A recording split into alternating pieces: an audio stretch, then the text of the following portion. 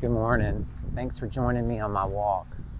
For years, Sodom and Gomorrah has been weaponized against the LGBTQ plus community, a biblical battering ram used to shame and exclude.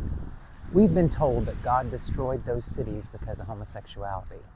But when you really open your Bible, not just the parts that get quoted out of context, you'll find something entirely different. In Ezekiel 16:49, God lays it out plain. Now this was the sin of your sister Sodom. She and her daughters were arrogant, overfed, and unconcerned. They did not help the poor and needy.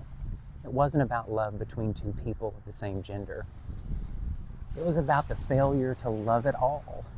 The people of Sodom weren't judged for who they loved, but for their lack of compassion, their cruelty, their indifference to the vulnerable. They turned their backs on the stranger. They chose violence over hospitality. And that, God said, was their downfall. Fast forward to today.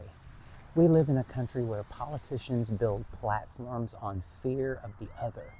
Immigrants, asylum seekers, unhoused people, queer folks, trans youth, they're all being treated as threats instead of neighbors.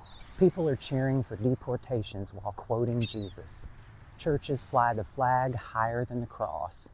And the same voices who once told me God destroyed Sodom because of me, well, they're committing the very sin they condemned me of. I was a stranger, and you did not invite me in. Matthew 25:43. Jesus didn't come to preserve nationalism. He came to usher in a kingdom of radical welcome, a table where the last are first and the broken are blessed. The sin of Sodom wasn't gayness. It was godlessness, disguised as self-preservation. It was safety over compassion. It was the wall instead of the door. So as queer people of faith, we don't just survive misinterpretation, we correct it with courage. We show the world that love of neighbor is the gospel. And you know what? I'd rather be found guilty of too much grace than too little love. See you on Sunday.